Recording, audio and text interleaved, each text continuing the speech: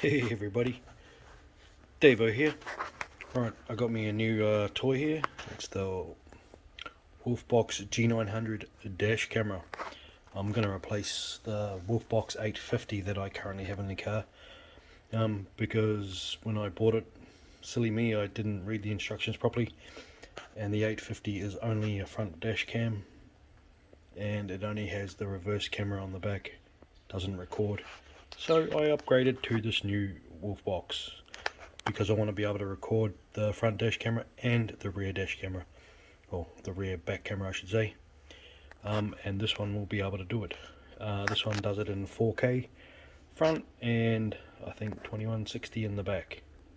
No, sorry, not 2160, 2.5K in the back. So 4K front, 2.5K back. Let's unbox it and have a nosy. Alrighty, so there's the mirror cam itself, all nice and wrappy. Pull it out, put that to the side. Get rid of that, don't need to use that. Right, oh, that's cool, comes with a pry tool.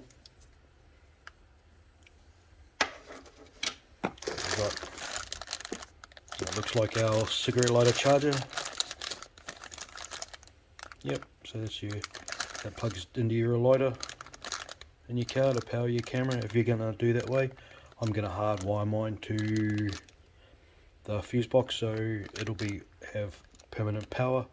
That way I can use the features like when the car's off and you have someone bumps your car and stuff, it automatically records.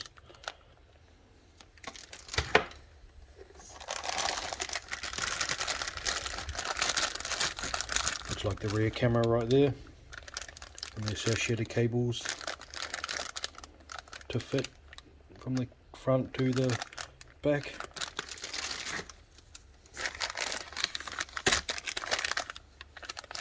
GPS.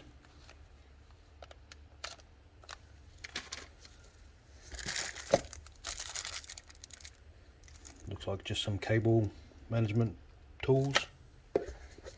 And these go around the mirror part on your dash cam.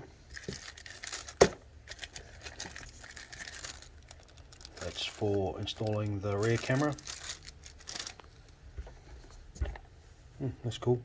Something to wipe your camera down with, or the mirror I should say. And the instruction manual.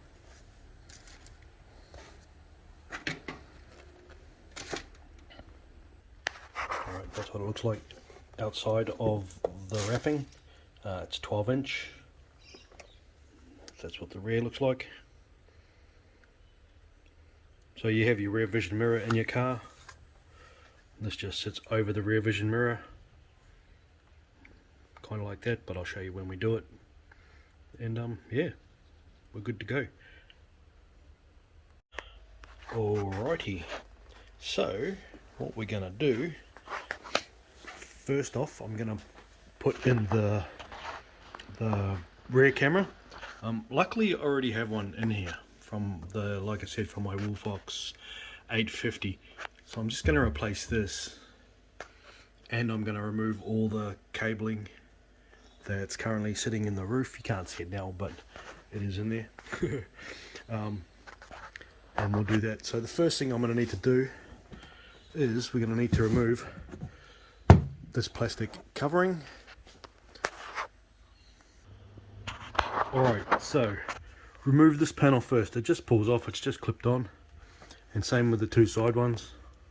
That one. Take out the clips that are here. These things. See? Take one of those. I find these little pry tools nice and handy. And these things for doing this kind of job. And then this back one just comes off like so. It gives us access to where we need, which is up here, and to the back, because we're going to be threading the cable through.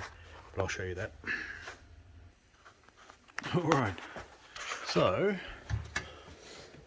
because of where I put it, there's the camera that comes stock with the car. So as you can see, I've drilled a hole through there, which is where I'm going to feed the rear camera cable. Right there. So we're going to put it in there. So I'll feed the cable through there, then I'm going to put silicone around it to make it all watery proof. And then it's going to sit here where the other one was. So I just drilled a couple of small holes in there for it. So there's the new one.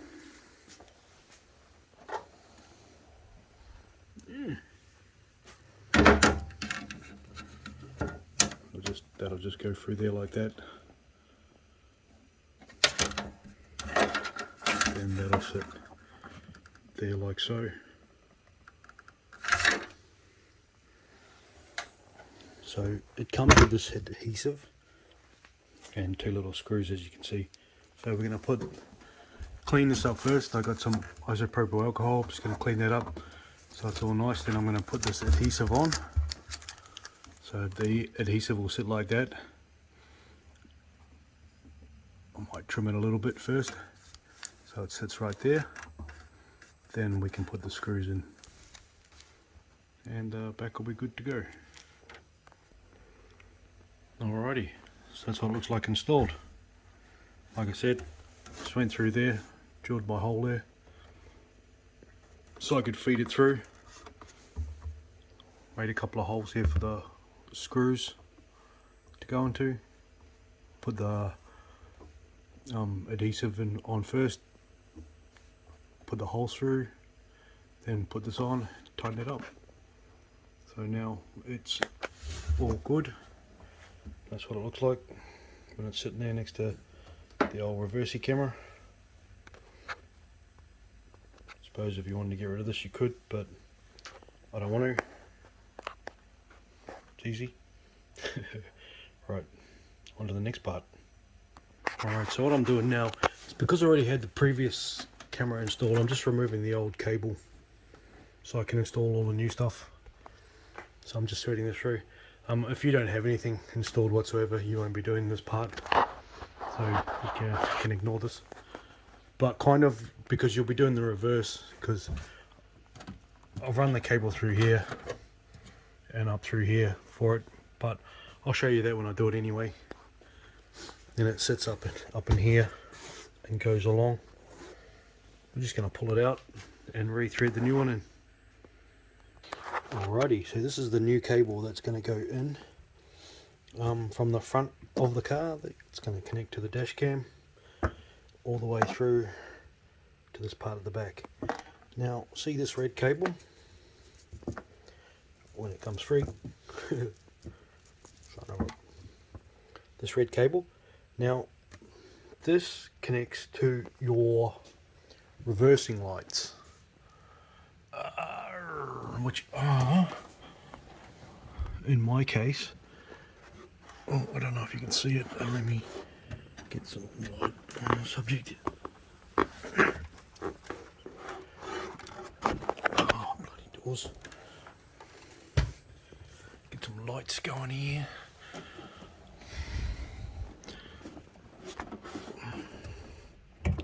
See this red cable? This is connected to the reverse light, this thing right here.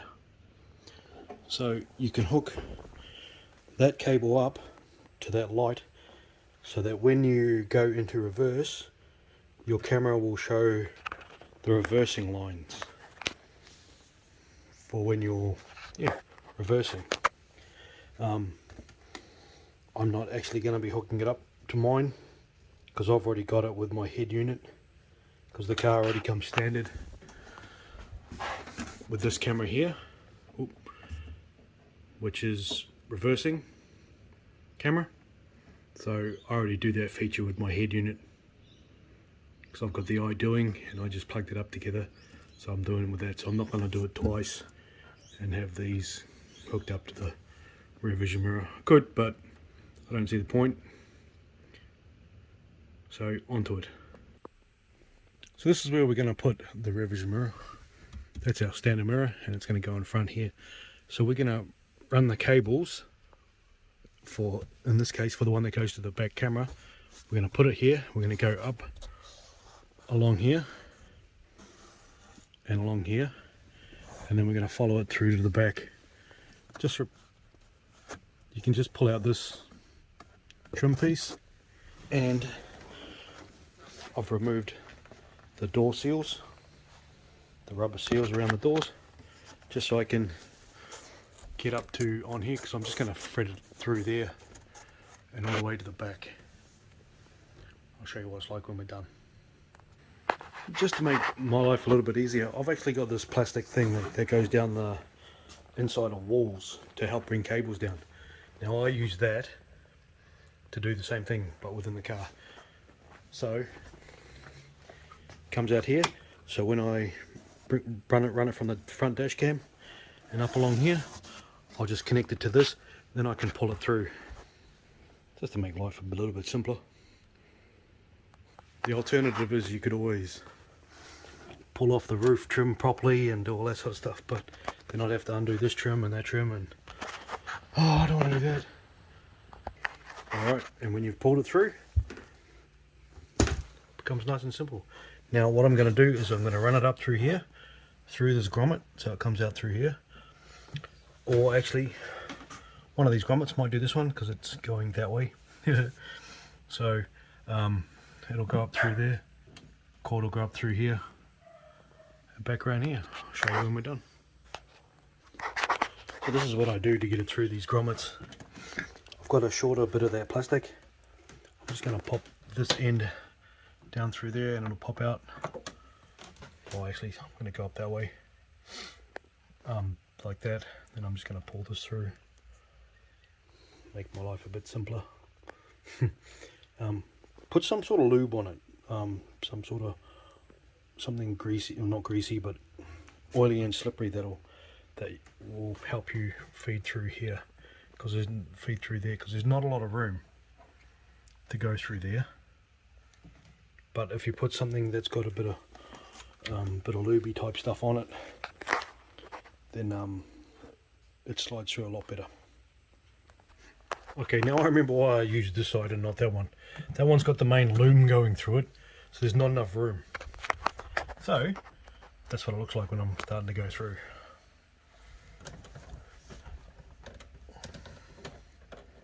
Should just pull straight through.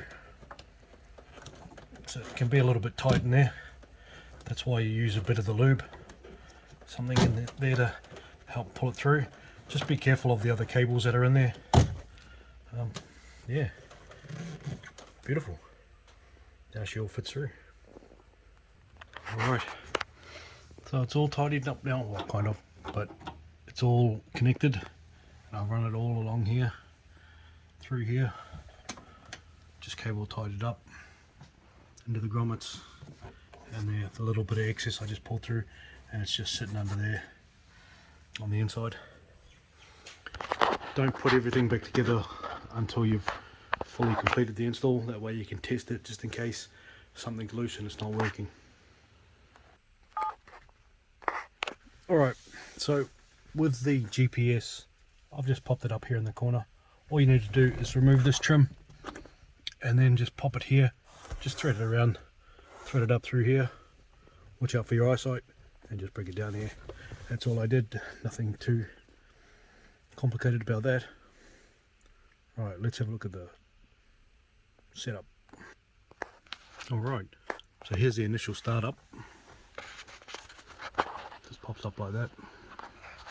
It's only foggy because on the actual camera is the little cover. Just take that off.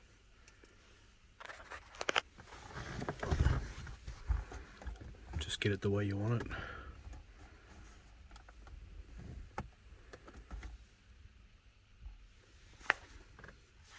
I'm going to give it some power. Oh, hold on, need a key.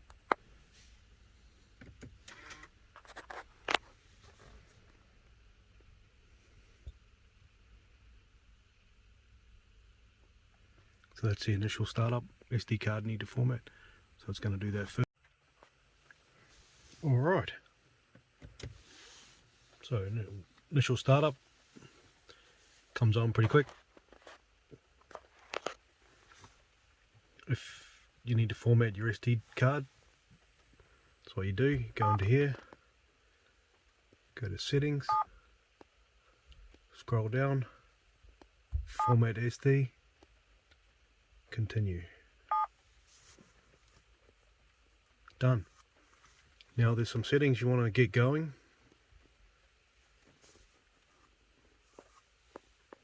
First, set your time and display and everything like that. Time zone, so set your time zone. I'm in Victoria, so Australia, so I've set mine to Greenwich Mean Time +10. Speed units, I'm also in Australia, so I set it to kilometers, not miles per hour.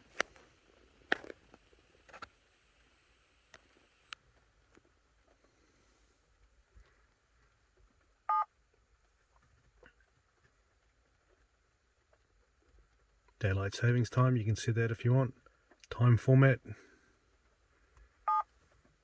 I like day, month, year. It just makes more sense than any others. 24-hour time, select this if you want the normal 12-hour clock or a 24-hour clock. Rear image adjustment, now rear flip. If for some reason you've put your camera upside down, you can click this and it will flip the image over for you.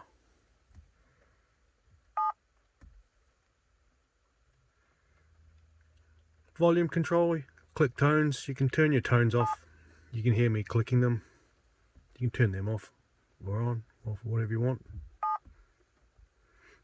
Sound, the camera records sound, so you can just turn it on or off, whatever you want. G-sensor sensitivity, I put mine to middle. Now, because the camera is on all the time, well, in standby mode when the car is off, if something happens to the car, it should trigger the video, so you can see what's going on. Now, this is the sensitivity for it, so if you have it high, even when it's windy and stuff, it can trigger. So I put it on middle. That seems to be a nice bit of middle ground. Screen brightness, display mode, all pretty normal type stuff.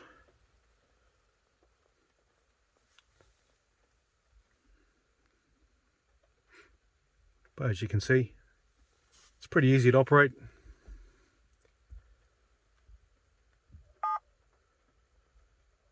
Red light means the camera's recording.